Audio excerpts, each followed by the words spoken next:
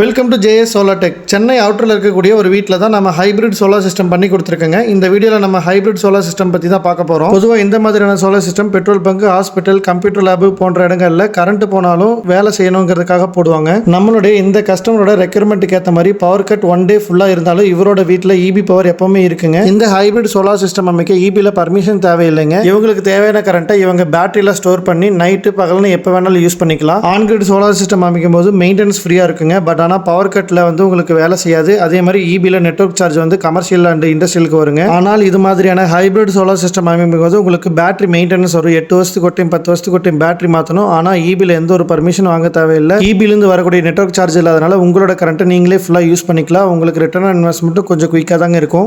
இவ்வளோ பெரிய வீட்டில் இருக்கக்கூடிய எல்லா light, TV, fan, mixie, fridge, washing machine, chimney, RO water purifier, 3 AC எல்லாமே சோலாரில் தாங்க ரன் பண்ணுது. மேலும் தகவல் அறிய ஸ்க்ரீன்ல தெரியுற நம்பருக்கு கால் பண்ணுங்க. மறக்காம உங்க ஃப்ரெண்ட்ஸ் அண்ட் ஃபேமிலிக்கு ஷேர் பண்ணுங்க. Thank you friends.